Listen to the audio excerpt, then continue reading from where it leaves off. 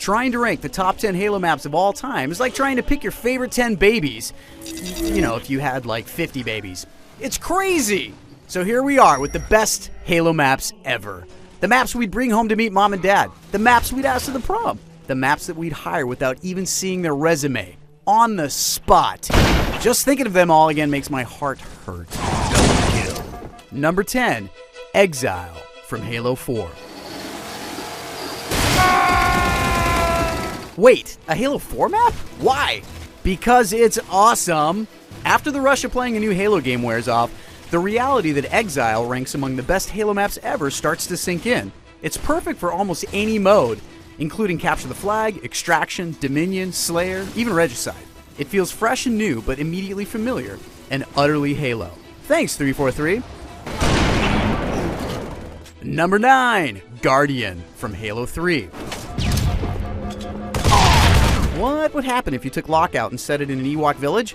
Well, Guardian, obviously. This small map delivered hours of Slayer, SWAT, Oddball, and King of the Hill fun, with its winding routes, multiple levels, and exploding walls! The generous placement of great power weapons meant that things got serious almost immediately. Sniper, Needler, and Overshield. Brute Hammer underneath the center of the platform. BR and Shoddy. Flare! Remember those? It all added up to Shenanigans Central. Number 8, Last Resort from Halo 3. An almost exact remake of Halo 2 Standby Zanzibar, Last Resort brought the seawall, the beach, the wheel, and everything else into full HD glory. Perfect for everything from Capture the Flag, VIP, Infection, Slayer, and SWAT, there were few things as fulfilling as grabbing snipes at Camp Froment and braining fools running for the shoddy, sniping from seawall perch, controlling the base, or lighting up the other team with a splazer. And sorry I can't mention Last Resort without recalling all the super bouncing mayhem from the old Zanzibar days. Listen, Tranquility Base here. The Eagle has landed. We miss you, old buddy. Number 7, Battle Creek from Halo Combat Evolved. Simplicity, carnage, and insanity. Some people prefer the goodness of the Halo 2 remake, Beaver Creek, and that's fine. But the size and structure of Battle Creek made it stand out as one of the best and most played Halo CE maps back in the day. Just ask anyone who hosted a LAN party in 2002. Nerds! From the layout of the symmetrical bases to the abundance of needlers and pistols, rockets, crazy teleporters, and that pesky active camo, Battle Creek would cut you deep if you let it, and in all the right ways. Game over. Number 6, The Pit from Halo 3. The Pit was an exercise in multiplayer map design perfection. Fully symmetrical but split up with multiple levels and the always busy sword base, the Pit really shined in free-for-all lone wolves, Slayer, and SWAT modes. Matches almost always began with the other team hurling grenades and spamming needler fire in the mad sprint to rockets. There were detachable turrets, snipers at both bases, shotties in the hull, and the coveted sword, and it all meant that no match was ever the same. Some teams fought to control their base, others bum-rushed, and FFA was just show. Either way, matches on the Pit didn't take long, as 50 kills always racked up more quickly than they should. Number 5, Ivory Tower from Halo 2. SWAT on Ivory Tower pretty much sums up the summer of 2007, and by that I mean the long months waiting for Halo 3. But whether you're playing One Flag CTF, Slayer, or Assault, or whatever it might be, Ivory Tower had so many points of interest and so many points to control. Do you make the run for rockets in the waterfall? Do you slip underground for the sword? Or do you lock down the top floor with snipers? So much to do, so many ways to kill, so many places to die. Glorious. Gain the lead. Number 4, Ascension from Halo 2. Gain the lead. Ascension had everything. 2 towers, a Banshee, the underpass, a leap of faith to rockets, all on a map floating in the middle of nothing, with an incredibly long, humiliating drop down.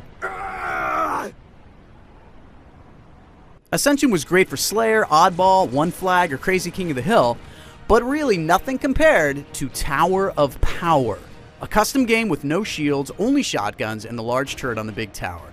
The goal? Get to the tower! Matches could last a full hour or more and stay fun the entire time. Fans loved this variant so much that it's been recreated with Forge multiple times in multiple games and can still be played on Reach with the Pinnacle map, but it just isn't the same. Oh, and Super Bounce! Number 3, Hang 'em High from Halo Combat Evolved. There was something simple, clean, and elegant about Hang 'em High. It stood out among Combat Evolved's maps as a perfect mid-range battlefield, fantastic for almost every type of combat. The pistol reigned supreme, as did snipes, but you could decimate an entire team with rocks or shoddy if you dared venture into open territory. The transitions between bases, the tombstone fields, and the trench kept things popping. How many times did you grief the other team an oddball in that tall tower tunnel? Every match. Game over. Number 2, Lockout from Halo 2. I'm the leader. This was a tough one. Lockout almost made number 1, as it's easily the best small map in the entire Halo map pantheon.